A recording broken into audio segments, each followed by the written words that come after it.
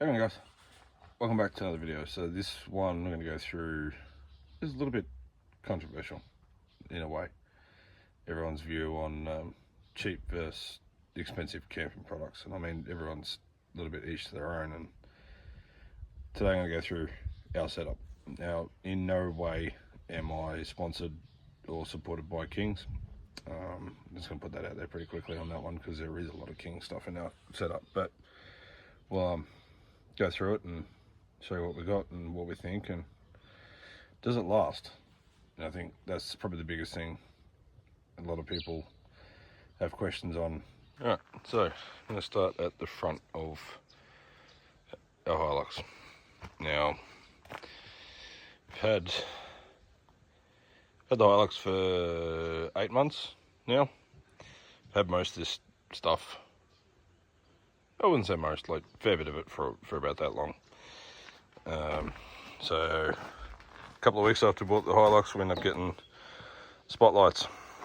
Now, I'm having issue with one spotlight with condensation on the inside of the lens, but otherwise working fine. Both wired up with factory, I wouldn't say factory harness, the Adventure Kings harness. Alright, so that ties in with something else we got in the car. Now, Adventure King's winch goes alright. A little bit slow, but you know, it draws a bit of power. But you know, for I think it was $450, does the job. Comes with a wireless remote.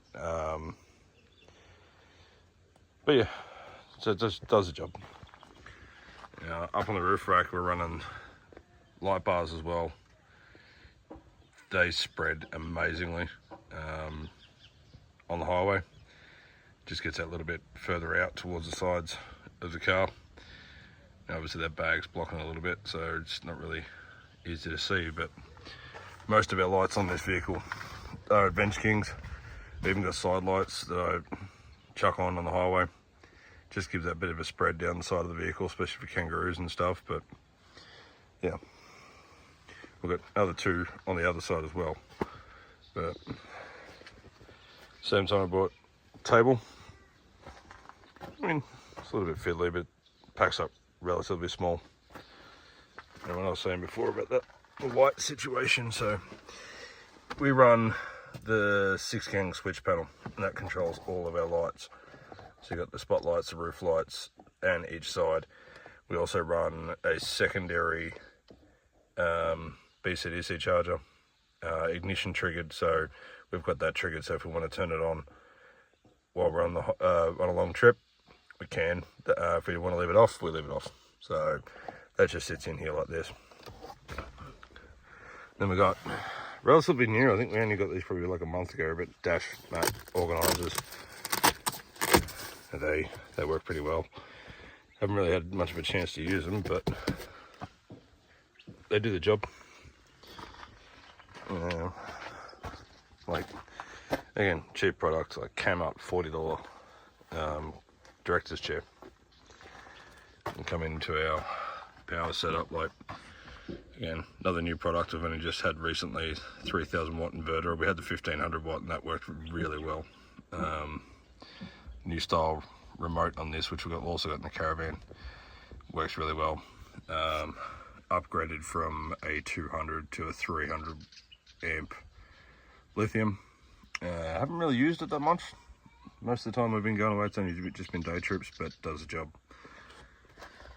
And so, tire inflation kit. In here we've got the quick deflate sort of setup and tire repair kit. But I've been running this fridge for, geez, almost 2 years now. That's yeah, the riv nuts on the side of it don't really hold up too well, but depending on your application, like this thing was rummaging around the back of the canopy when the vehicle was stolen. It was like 140 something kilometers of hard off-roading it did, and pop rivets on the side of it let go, well secured to the vehicle, but let go and bounced around the canopy. It works fine. But One of the latest additions we've got is kitchen setup. Like, haven't really used it that much. Took it to Fink last weekend. It does pretty well. Even got the wing kit, which I have to fix up and just run a bit of an aluminium trim down the side there just to cover there. But big difference with these ones now. I prefer the single action here and the handle integrated rather than the pull down sort of handle, pull up sort of handle it was on the old ones. Runs real well. Now the kitchen itself, now we only went 900 with this, only because we've got the battery set up in the front there, and it's just simpler this way. Takes up less space too, but yeah, kitchen goes well.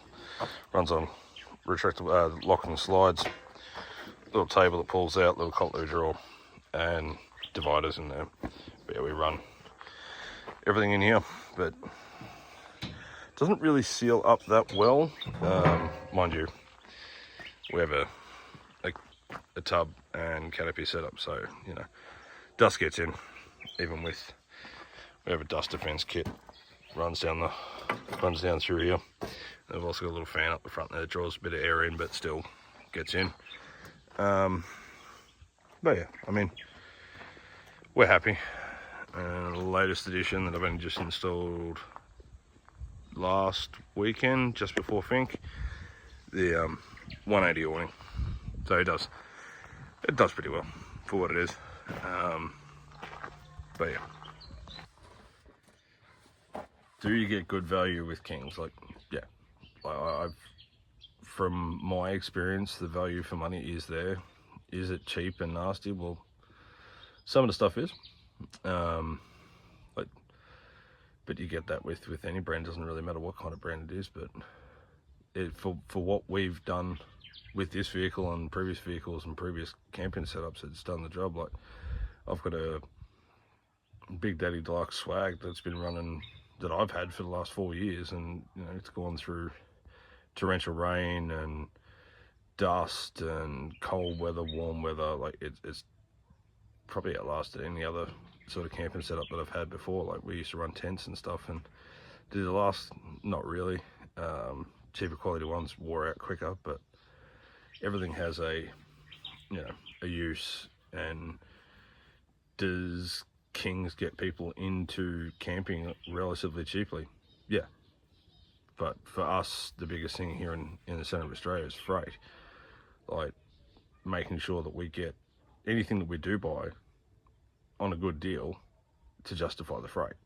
And most of what we get stuff sent here from Western Australia, so only because our nearest store is Adelaide. So when we're in Adelaide, we tend to pick up a few things while we're away. But will we end up upgrading to different brands? Maybe.